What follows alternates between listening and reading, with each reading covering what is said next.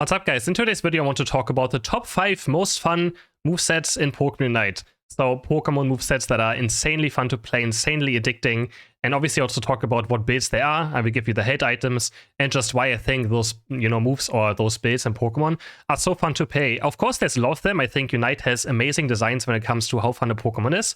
I just kind of measured it by how addicting I think the build is and how much I could play it myself. Hundreds and hundreds of games without like feeling bored. And those 5 Pokemons I chose, I could pretty much probably play the entire day, all 5. Also, it's not just 5 Pokemon, it's 5 movesets, right? So if a Pokemon has 2 or more movesets, I'm only choosing, the one moveset.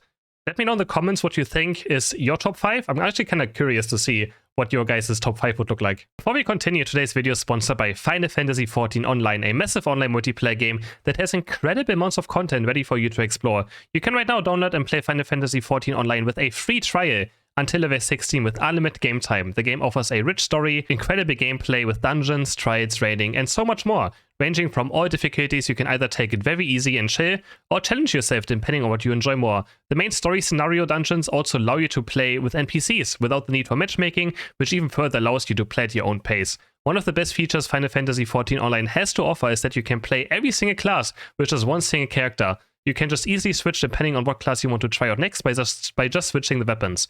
You can also easily upgrade from a free trial to the full game and carry over your in-game progress. Join me in Final Fantasy Online and download the game right now for free with a link in the video's description. At rank number 5, I'm putting Smokescreen and Surf Greninja. Surf being one of the most fun moves for sure in the game. It's a reset ability that is also a dash, which just makes for insane moments, action-packed moments. Obviously, it also takes a bit of skill. It's not just easy, right? Surfing through things. You have to find the right threshold to KO someone, because the way Surf works is only if you get the actually takedown on a wild Pokemon, enemy Pokemon, your Surf gets reset. But I get these random sprees where I just want to play this build over and over again. It is so fun to play. Currently, I play Tech Raid, Rapid Fire Scarf, and also a Muscle Band in this build with, 6 brown emblems, pretty standard. Either you can go crit or you can flat attack. And yeah, this is just, I feel like there's always something you can improve on playing this Pokemon as well, right? It's something like you need to find the right thresholds. You're also very squishy still, so you die very, very fast if you make a mistake, but it is so addicting. It is so good for carrying as well. It deals so much damage, and once you get it rolling, I feel like it's one of those Pokemons where I just always have insane amount of KOs on. There's no other Pokemon, there's maybe one more Pokemon we also have insane amount of KOs on. I'm going to talk about later in this video, because it's also part of it. But yeah, top 5, or at place 5, I'm putting Greninja. My number 4, which I don't think is going to be a surprise that this Pokemon is in this top 5, is Gengar with a Dream Eater Shadow Ball.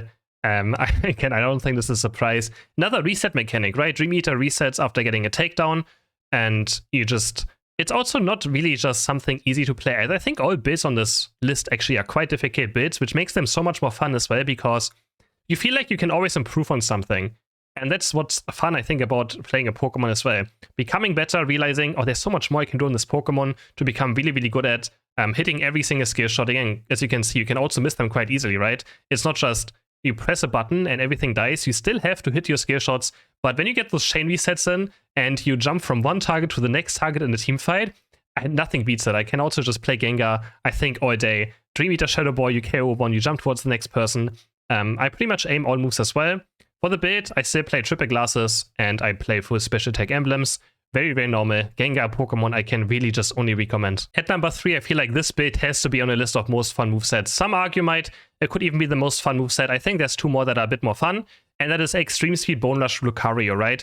Extremely challenging build to play as well again, and it also another thing where kind of you reset your ability, right? Hitting Extreme Speed on one target or one enemy will make it to 0, and then you can hit another target and you will still have it over and over up again, and you can just throom through the enemies like it's nothing. This build takes a crazy amount of practice. It is very, very difficult to actually master, and that's why you can also play it for hundreds of games, because it's so difficult that you feel like you can always just perfect it even more, and that's what makes it such a fun build. And the mobility it gives is just absolutely amazing. You could play it hours and hours and probably not get bored. Currently, the best build I think is Attack Raid with Weakness Policy. For the third one, you can either run Razor Claw, Muscle Band. I think those are very good. I personally currently play Muscle Band because I just like Muscle Band. I think it's a very good item, doesn't matter what. Just for early game, for attack speed, it is very, very strong. This build obviously is very easy to also mess up on. Again, missing your E-Speed once can just be complete disaster, but I feel like it for sure deserves to be on this list of most fun. I mean, there's a reason, right? There's so many Lucario mains still playing this Pokemon as well.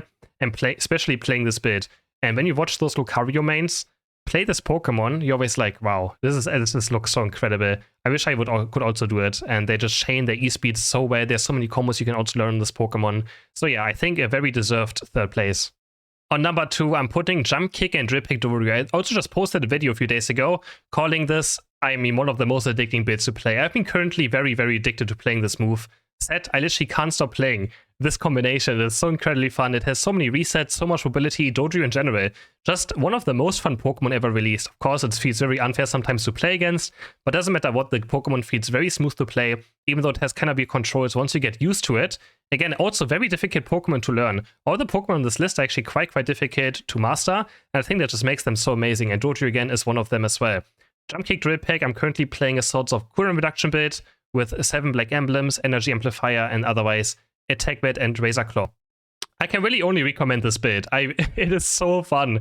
Again, it will take you a few games to get used to, but pretty much what you can do is you can jump kick over and over again, drill pick and jump kick, and drill pick and jump kick. So the way it works is if you hit jump kick on someone, your cooldown gets reset by jump kick by a good amount if you hit it on enemy Pokemon. Then your boosted auto attack also reduces the cooldowns of both of your moves, which just means that you just end up having so many moves that just are never ending. You can just use them over and over again. It has so much mobility in general. Again, this Pokemon is also incredibly fun itself. So it's also another bonus. It's not just this build. This Pokemon is just very, very fun. So I think it's a very deserved second place. And at number 1, I feel like this is not a surprise. What I think is the most fun moveset in Unite is Flame Charge, Mystic Fire, Delphox. Another Pokemon where you have very low cooldowns thanks to ways of resetting them. So the way it works is Mystic Fire Plus, every time you hit an enemy Pokemon, also white Pokemon with it, it resets both of your cooldowns. Only it doesn't reset them, it reduces your Mystic Fire and your Flame Charge at the same time, which just allows you to just chain it one after another. If you hit one Mystic Fire, you can just jump over and over again. And Flame Charge also allows you to dash while using Mystic Fire, so you can always redirect it and try to hit your opponents. Another very skillful Pokemon build as well, even though it's, some players like Squirted as an example, make it look very, very easy to play this build. It will take you some time to get used to it. You will need some practice and get used to how this Pokemon really feels, because you have to hit Mystic Fires, right? If you don't hit the Mystic Fires, of course your Flame Charge at least does some damage, but you will miss out on a lot of resets, and it's very, very important to make sure you hit those Mystic Fires over and over again and, chain your Flame Charge correctly with Mystic Fire. But it doesn't matter what, I think this deserves a clear number 1. I feel like I'm never tired of playing this build. I could play it hundreds and hundreds and hundreds of games and just don't feel bored, just because it is so fun. Delphox also a very good Pokemon right now. For the build, it's a Shell Bear, Energy Amplifier, and a Choice Specs. Very aggressive build. We just, again, more cooldown reduction to make sure our moves are always up, and 7 black emblems and 6 green emblems. So yeah, that's my number 1. And this is my list. Again, we had at 5 Surf Greninja, at 4 Dream Eater and Shadow Boy Gengar, at 3 Extreme Speed Lucario with Bone Rush, at number 2 we had Dodrio with Jump Kick and Drill Peck, and 1 Mystic Fire Flame Charge Delphox. Again, I would like to know what you guys think would be your top 5, but I really want to know what you would put at the first place. And to last, maybe some honorable mentions of builds that I think are also very, very fun and very addicting to play. Drain Dance Dragapult being one of them. Could have also made it, but not quite. There's a lot of builds that are also very, very fun, of course.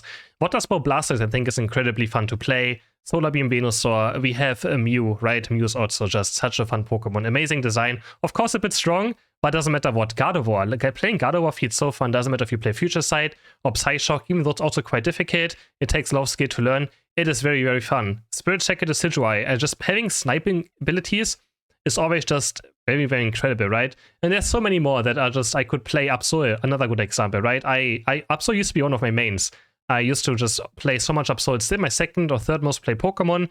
Incredibly fun. Doesn't matter if you play Pursuit or Night Slash, even though I'm not a big Pursuit fan. Pursuit is still very, very fun to play, right? And yeah, that's it for the video, guys. I hope you enjoyed it. And if you like this kind of content, I would appreciate, guys, if you like the video and subscribe to my channel.